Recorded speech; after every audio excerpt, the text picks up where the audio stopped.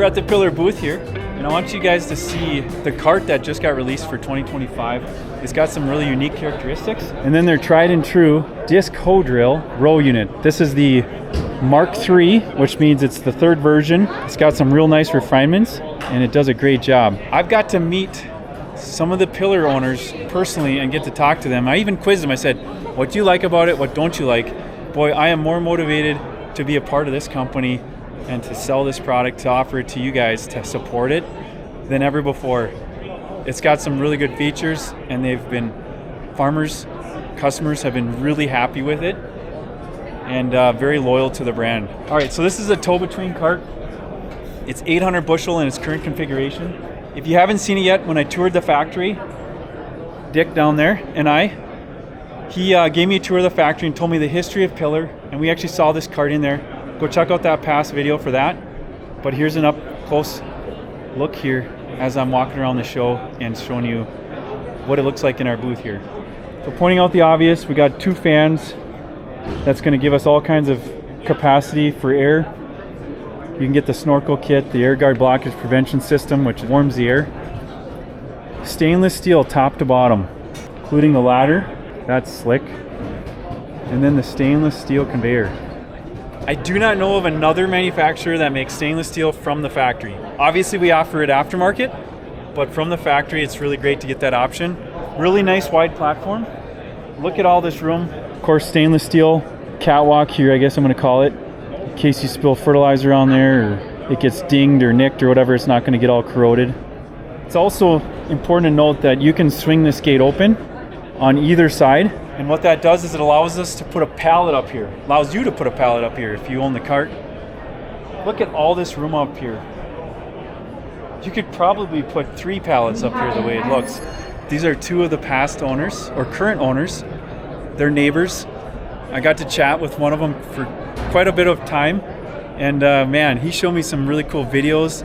They do stripper headers in their straw and then come through with it. He said these drills just do a great job. Even in moisture, in high residue, they're just getting through it. He's on one of these videos. I think it's coming right up. And there it is. This is a 60-foot, 12-inch spacing. It's got the big wheel kit. You'll notice the bigger wheels on the drill.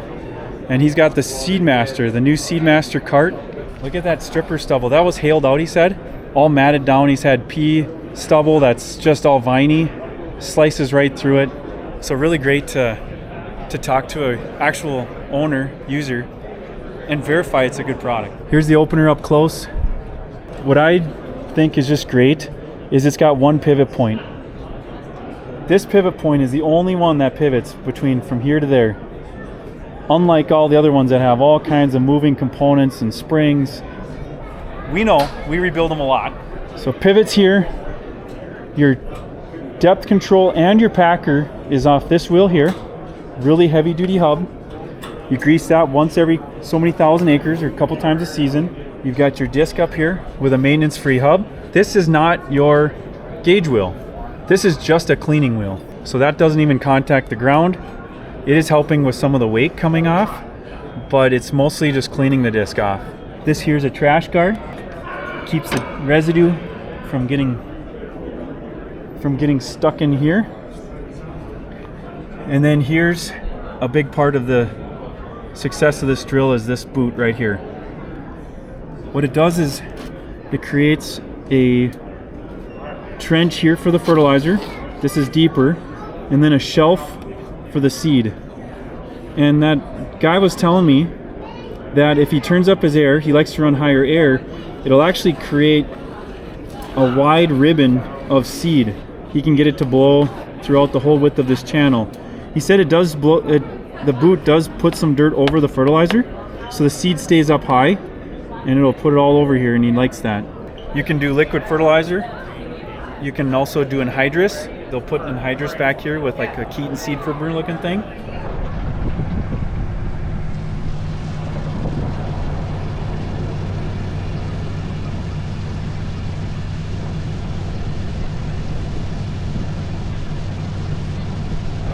Depth control is really simple. You release this cam thing here.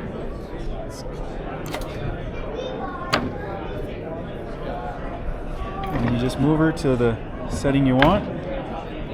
Lock her back down. Now that's fixed solid. It's not going to move. It's not going to slop out.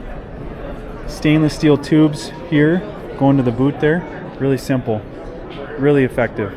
And this packer, this press wheel, packer wheel, gauge wheel crushes that furrow, slams the fertilizer furrow shut, and it has a nice firmness on top of the seed too, allows the seed to come out.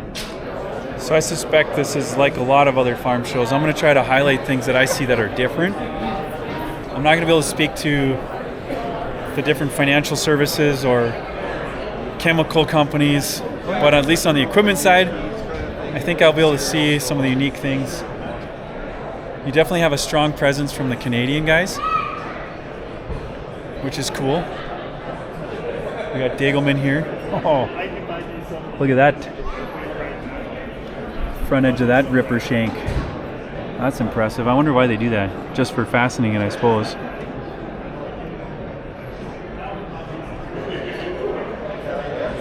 The big manufacturers, the big OEMs are definitely highlighting their big combines here. We got the AF10. Right next to our booth is the John Deere X9. So this is the new 595 Quadtrac. They came out with the 710, and now they've been launching the new version of the smaller versions. What is this? What do you think of that thing? Yeah. Good. Well, there are what does it do?